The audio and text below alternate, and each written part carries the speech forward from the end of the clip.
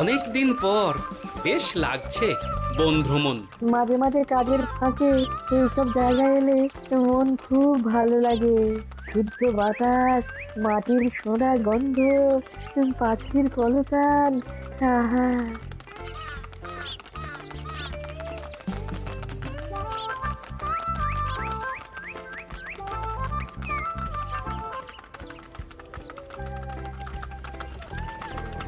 মহারাজের রথ থামছে। আমরা এইখানে বসে আজ রাজকার্য পরিচালনা করব। মন্ত্রী, তুমি ঝটপট এখানে বসার বন্দোবস্ত করে দাও। আমি এক্ষুনি ব্যবস্থা করে দিচ্ছি মহারাজ। এই এখানেই আমাদের বসার জন্য ছাউনি করে দাও। এক্ষুনি করে দিচ্ছি মন্ত্রী মশাই। এরা বসার জায়গাটা করে দিক, ততক্ষণ আমরা একটু হেঁটে আসি।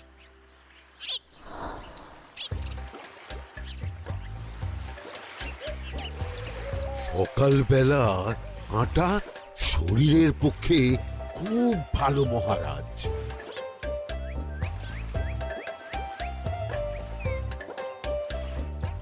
আগেকার দিনে রাজা মহারাজরা এই সব বনে মৃগয়া করতে আসতেন।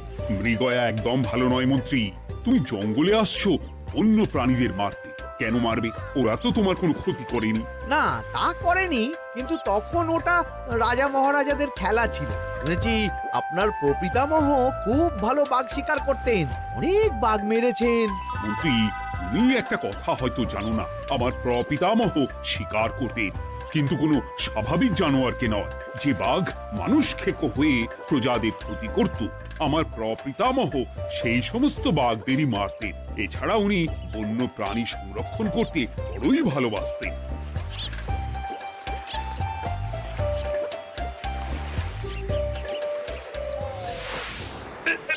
উফ, এটা আবার কি? এই এটা আবার কোথা থেকে উড়ে এলো? কোথাও তো ঝড় হাওয়া কিছুই নেই।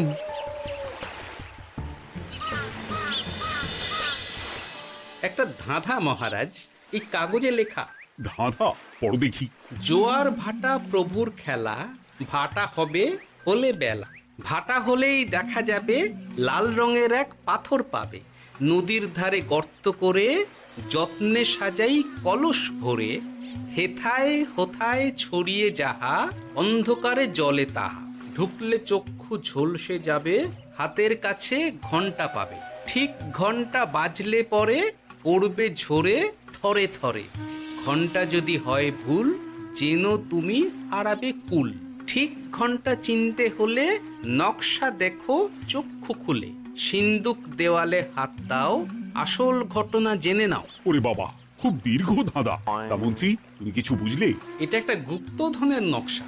এর মধ্যে গুপ্তধন কোথায় আছে তার একটা ধারণা দেওয়া আছে। গুপ্তধন? ওটা আমাকে পেতেই হবে, পেতেই হবে। দেখি দেখি, একবার কাগজটা দাও। গোপাল, কাগজটা আগে আমার হাতে দাও, দেখি ভালো করে।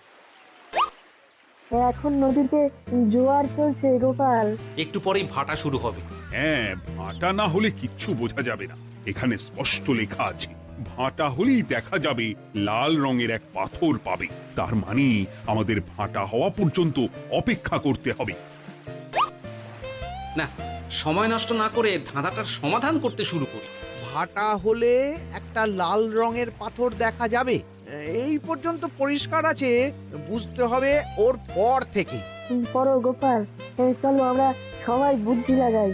নদীর ধারে গর্ত করে যত্নে সাজাই কলস ভরে। এটার অর্থ, ধাঁধাটা মাথায় বসিয়ে নিয়েছি, এবার কে কি বলবে সেটা শুনতে হবে। চলো গোপাল, আমরা ধাঁধা যেমন যেমন বলেছি তেমন তেমন ভাবেই চলি। চলুন মহারাজ, এখন আমাদের দেখতে হবে লাল পাথর। কোথায় আছে লাল পাথর? চলো চলো সবাই, চোখ কান খুলে আমরা নদীর পাড় ধরে হাঁটি। আমি একটু তফাতে হাঁটি। গুপ্তধন আমাকে একা পেতে হবে। ভাটা হলেই দেখা যাবে লাল রঙের এক পাথর পাবে। আমাকে চোখ কান খোলা রাখতে হবে। লাল পাথর, নদীর চড়ায় লাল পাথর দেখতে হবে। লাল পাথর, লাল পাথর। ওটা কি? এই তো লাল পাথর, লাল পাথর। ওরা অনেকটা এগিয়ে গেছে, ওদের আমার দিকে নজর নেই। এই সুযোগ, এই সুযোগ, একা একা গুপ্তধন নিয়ে পালাবো। আহ, এ- এ।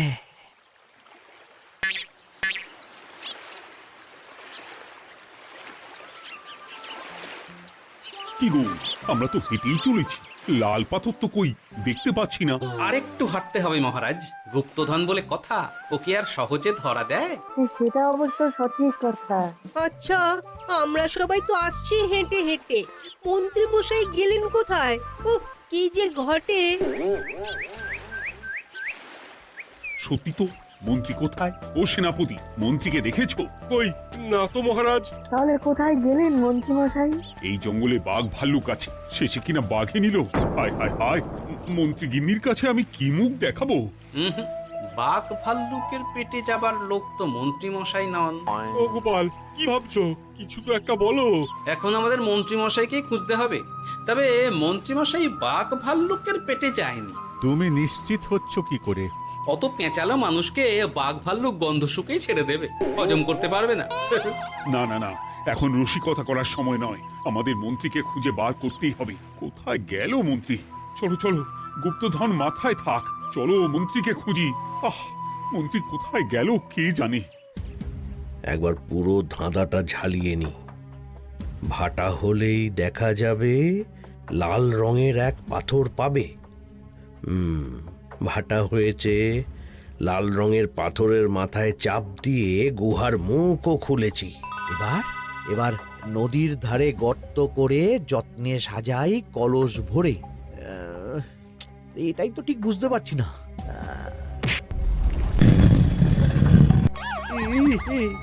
এই রে, এবার কি হবে? হ্যাঁ, মহারাজ, কোথাও একটা আওয়াজ হলো। এই, আওয়াজটা কোন দিক থেকে হলো? চলুন সামনে এগিয়ে যাই। আমার মনে হয় আওয়াজটা সামনের দিক থেকে এলো। আমারও তাই মনে হলো। তবে কি মন্ত্রী মশাই লাল পাথরের হদিশ পেয়ে গেছেন? আমাদের চোখে পড়লো না, অথচ মন্ত্রী মশাইয়ের চোখে পড়ে গেল। আসলে আমরা কথা বলতে বলতে গেছি, তাই নজরে পড়েনি। মন্ত্রী মশাই একা একা আমাদের পেছন পেছন আসছিলেন। উনি ইচ্ছে করেই আমাদের পেছনে পেছনে আসছিলেন। নিজে একা গুপ্তধন নিয়ে যেতে চেয়েছিলেন, এখন কোথায় আছেন কে জানে।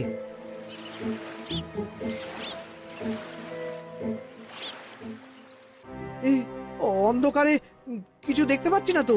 ধাঁধাতে কি ছিল? হ্যাঁ, কি ছিল?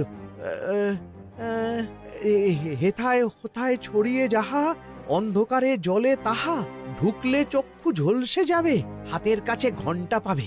পেয়েছি পেয়েছি, ঘন্টা ঘন্টা ঘন্টাটা পেতে হবে। ঘন্টাটা ঘন্টাটা ঘন্টা। ভাটা হলেই দেখা যাবে লাল রঙের এক পাথর পাবে, নদীর ধারে গর্ত করে যত্নে সাজাই কলস ভরে, হেথায় হোথায় ছড়িয়ে যাহা, অন্ধকারে জলে তাহা, ঢুকলে চক্ষু ঝলসে যাবে, হাতের কাছে ঘন্টা পাবে। ঠিক ঘন্টা বাজলে পরে পড়বে ঝরে থরে থরে, ঘন্টা যদি হয় ভুল যেন তুমি হারাবে কুল। ঠিক ঘন্টা চিনতে হলে নকশা দেখো চক্ষু খুলে, সিন্দুক দেওয়ালে হাত দাও, আসল ঘটনা জেনে না। এবারে ভালো করে ঠান্ডা মাথায় ভাবতে হবে। ভাটা হলেই দেখা যাবে লাল রঙের এক পাথর পাবে। সেই লাল পাথরটাই তো খুঁজে পাওয়া যাচ্ছে না, অথচ মন্ত্রী মশাই খুঁজে পেলেন। আওয়াজটা কোথা থেকে আসছিল? এই কাছে পিঠে এই কোথা থেকে আওয়াজটা আসছিল।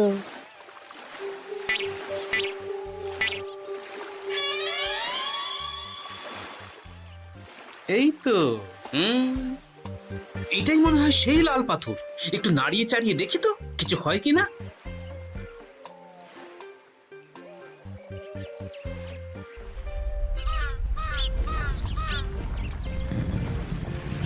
এই তো, কাজ হয়েছে। এই তো সুড়ঙ্গ। আপনারা নিচে নামুন। আপনারা কি দেখছেন সেটা বলবেন মহারাজ। সবাই যদি নেমে যাই, যদি কোনো কারণে সুড়ঙ্গের মুখ বন্ধ হয়ে যায়, তাহলে আর আমরা বাইরে বেরোতে পারবো না মহারাজ। গোপাল ঠিকই বলেছে, আমরা দুজন বাইরে থাকি। মহারাজ আর একটা কথা, কোনো ঘন্টায় হাত দেবেন না, মনে আছে তো? ঘন্টা যদি হয় ভুল, যেন তুমি হারাবে কুল। ওরে বাবা, এই বয়সে আর কুল হারাতে চাই না। ঠিক আছে, তোমার কথাই অক্ষরে অক্ষরে পালন করব। দেখি এই সুরঙ্গে মন্ত্রীমশাইকে দেখতে পাই কিনা। চলুন মহারাজ, সুরঙ্গে নামি। সবাই সাবধানে নামো।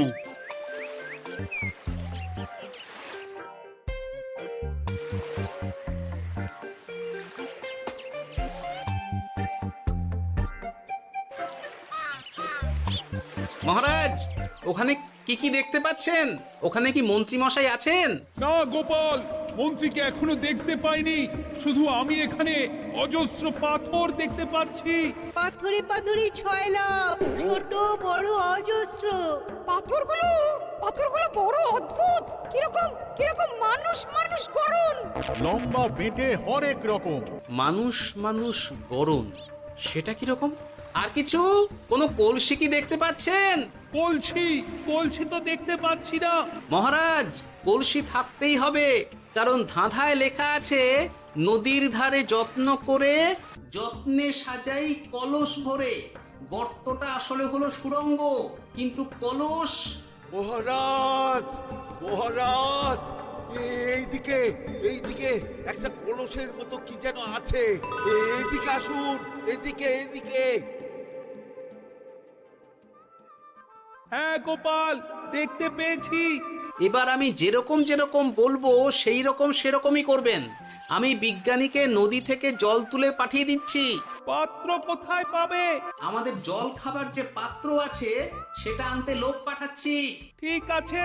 শুধু একটা কথা বলছি, আপনারা কেউই সুড়ঙ্গের ভেতরে কোনো কিছুতে হাত দেবেন না। কেন গোপাল? সব পরে বলবো, এখন আমি যা বলছি সেটা শুধু মনে রাখুন। সুড়ঙ্গের ভেতরে কিছুতে হাত দেবেন না। ঠিক আছে।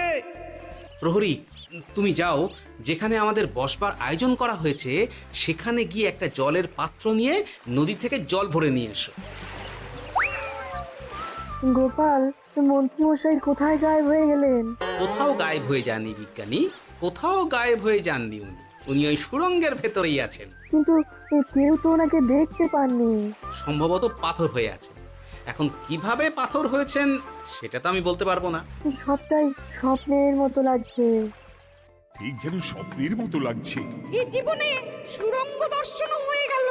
আমাদের পাতাল প্রবেশ। পাতালে আসিয়া আমি মনে মনে বলি, গুপ্তধন নিয়ে আমরা যেন সৎ পথে চলি। তোমার এখনো কাব্য আসছে সভাকবি? আসছে মানে কাব্যের সাথে আছে রোমাঞ্চ, করছে গা শীত, হচ্ছি আমি অধীর। মহারাজ, জল দিয়ে বিজ্ঞানীকে পাঠাচ্ছি। কি করতে হবে বিজ্ঞানীকে সব বলে দিয়েছি। তুমি ভেতরে আসবে না? আসবো ঠিক সময়ে। এখন আমি যেমন যেমন বলবো আপনি ঠিক তেমন তেমন করবেন। ঠিক আছে। বিজ্ঞানী, যেমন যেমন বললাম ঠিক তেমন তেমন ভাবে কলসিকে জল দিয়ে পরিষ্কার করবে। মনে রেখো, ধাঁধায় আছে কলসি সাজাই যতন কর। তুমি একটা কথা মনে রেখো বিজ্ঞানী, কোথাও হাত দিও না কিন্তু। ঠিক আছে গোপাল, তোমার উপস্থিত বুদ্ধির তুলনা নেই। আমি যাচ্ছি গোপাল। সাবধানে সাবধানে। মহারাজ, বিজ্ঞানী যাচ্ছে। সাবধানে নামো, সাবধানে। মহারাজ, এই কলসিটা কোথায়? ওই তো, একটু সাবধানে যাও।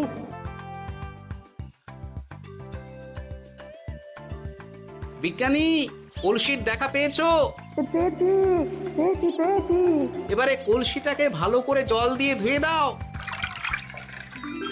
কলসির আলোয় সুড়ঙ্গ আলোকিত গোপাল। এরপর কি? ভালো করে দেখুন মহারাজ, কোথাও ঘন্টা দেখতে পাচ্ছেন কিনা। ঘন্টা একটা তো নয়, সার সার ঘন্টা, অনেকগুলো ঘন্টা। সাবধান, ঘন্টায় হাত দেবেন না, শুধু দেখুন।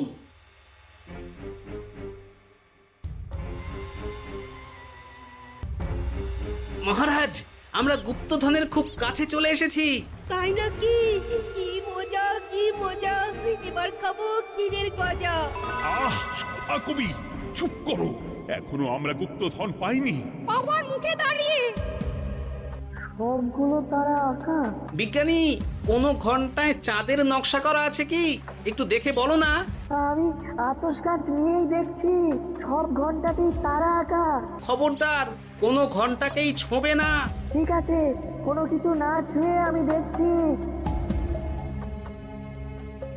পেয়েছি গোপাল, চাঁদ আঁকার ঘন্টা পেয়েছি। ওই ঘন্টাটা বাজাও, বাজাও।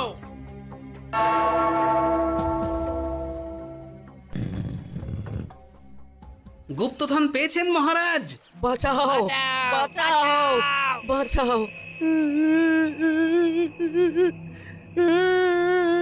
বাঁচান মহারাজ, বাঁচান বিজ্ঞানী, মহারাজ, মন্ত্রীর গলা পাচ্ছ না?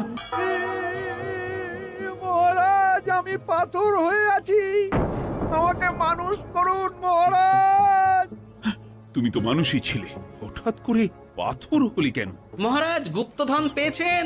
পেয়েছি, তার সাথে মন্ত্রীকেও পেয়েছি। মন্ত্রী এইখানে কোথাও পাথর হয়ে দাঁড়িয়ে আছে। দাঁড়ান মহারাজ, এবার আসছি। সাবধানে এসো। আমি ভেতরে যাচ্ছি, বুঝলে?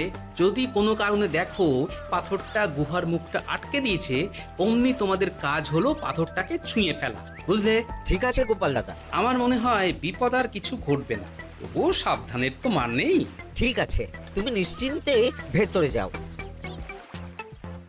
বাঁচাও, আমাদের বাঁচাও, আমাদের সবাইকে মানুষ করুন। আমাকে মানুষ করুন মহারাজ। আপনাকে তো মানুষ করা হবে মন্ত্রী মশাই। আগে বলুন, আপনি পাথর হলেন কি করে? ও, মনে পড়েছে, ধারার শেষ লাইন, সিন্দুক দেওয়ালে হাত দাও, আসল খবর জেনে না। সত্যি গোপাল, তুমি না থাকলে এই এত কিছু আমাদের সবার কাছে অজানাই থেকে যেত।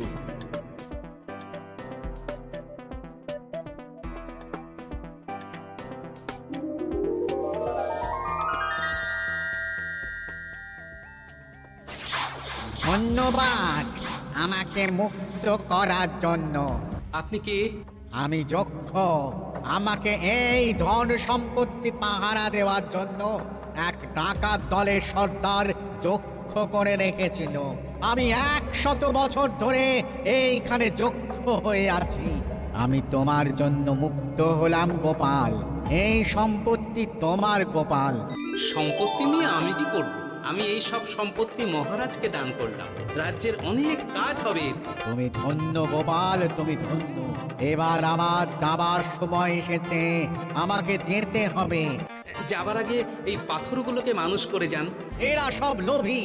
আমি আমার সীমিত ক্ষমতায় এই গুপ্তধনের ধাঁধাকে এখানে যারাই ভ্রমণ করতে আসে তাদের হাতে তুলে দিই, কিন্তু কেউ এই ধাঁধার সমাধান করতে পারে না।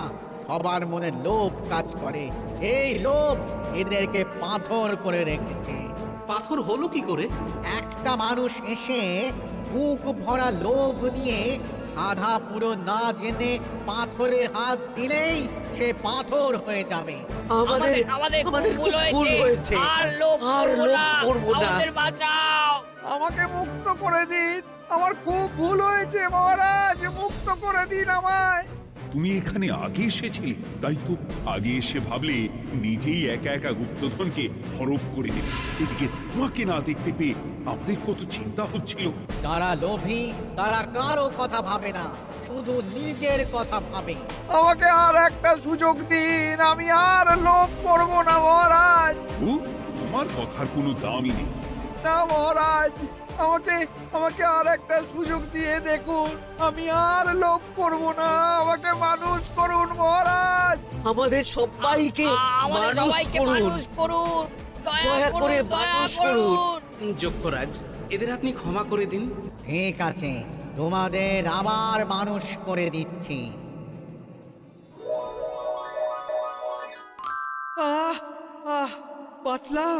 বাঁচলাম। এই রকম বারবার বাঁচা যাবে না, কিন্তু এবার সাপ ব্যাং যাই হবে না কেন ওইভাবেই থাকতে হবে, এই আমি বলে দিলাম। এবার আমার মুক্তি। মুক্তি নেবার আগে আরেকটা প্রশ্ন, যে ডাকাত সর্দার তার সম্পত্তিকে রাখার জন্য আপনাকে যক্ষ বানিয়েছিল, এই সম্পত্তি তো তাদের, আমরা তো নিতে পারি না।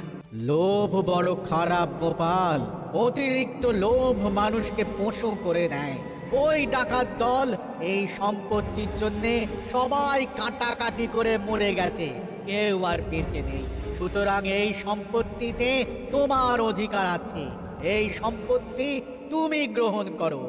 নিলাম আমি, কিন্তু এই সম্পত্তি মহারাজকে আমি দান করলাম। ডাকাত দল জনগণের সম্পদকে লুঠেই তো সম্পত্তি বানিয়েছে, তাই আমি জনগণের কাজে লাগবার জন্যই এই সম্পত্তি মহারাজকে দিলাম। গোপাল, তোমার জয় হোক। এবার তাহলে আমি যাই, তোমরা সবাই সুখে থেকো আর ভালো থেকো। গোপাল, তোমার তুলনা হয় না। তোমার ঋণ আমি কোনোদিন শোধ করতে পারবো না। তুমি কৃষ্ণনগরের জন্য যা করলে তা ইতিহাসে লেখা থাকবে। না মহারাজ, আমি এমন কিছু করিনি, এই কাজ সবাই করবে। জয় গোপালের জয়, জয় গোপালের জয়। জয় কৃষ্ণনগরের জয়।